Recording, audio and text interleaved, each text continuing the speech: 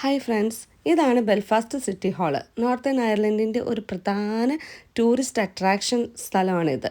1906 ഇതിൻ്റെ സ്ഥാപനം. മാർബിൾ കൊത്തുപണികൾ, കളർഫുള്ളായിട്ടുള്ള വിൻഡോസ്, സ്പേഷ്യസ് ഹാള്, വലിയൊരു ബിൽഡിങ്, അതാണ് ഇതിൻ്റെ പ്രധാന ആകർഷണമെങ്കിലും മെയിൻ അട്രാക്ഷൻ എന്ന് പറയുന്നത് ഈ ബിൽഡിങ്ങിൽ പ്രവർത്തിക്കുന്ന പ്രോഗ്രാംസാണ് കേട്ടോ. Means in and out. ഒന്നാമത്തേന്ന് പറഞ്ഞാൽ ഈ ടൂറിസ്റ്റിന് വേണ്ടിയിട്ട് ഓപ്പൺ ആക്കി കൊടുത്തിരിക്കുന്നതാണ്. അതായത് ഉള്ളിലേക്ക് ടൂറിസ്റ്റിനെ പ്രവേശിപ്പിക്കുക, അവർക്ക് എക്സ്പ്ലെയിൻ ചെയ്ത് കൊടുക്കുക എന്നുള്ളത്. രണ്ടാമത്തേതെന്ന് പറഞ്ഞാൽ ഇതിൻ്റെ ഹാളുകൾ, ഇതൊരു ഹാളല്ല, പല ഹാളുകളുണ്ട്. ആ ഹാളുകൾ മാരേജ് പോലെയുള്ള ഫംഗ്ഷന് വേണ്ടിയിട്ട് റെൻറ്റിന് കൊടുക്കുക എന്നുള്ളതാണ്.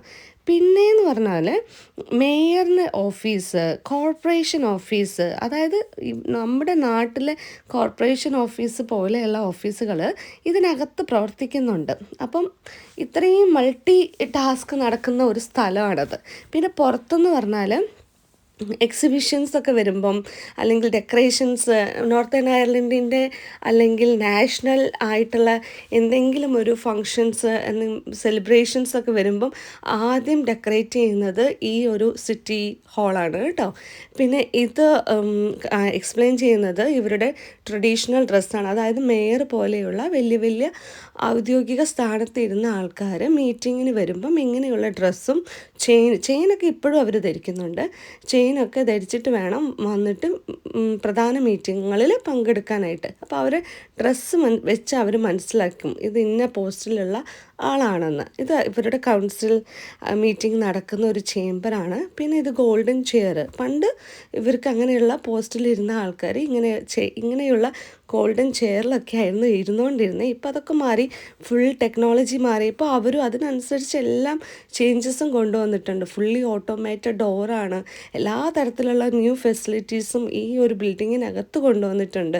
കുറേ കൊത്തുപണികളും പണ്ട്, അതായത് 1906 ഇവർ കൊത്തുപണികളൊക്കെ എങ്ങനെയാണോ സൂക്ഷിച്ചത് അതൊക്കെ അത്രയും ഇമ്പോർട്ടൻ്റ് ആയിട്ടുള്ള പ്രിസർവേറ്റീവ്സൊക്കെ അവരെപ്പോഴും അത് സേവ് ചെയ്തിട്ട് വെച്ചിട്ടുണ്ട്.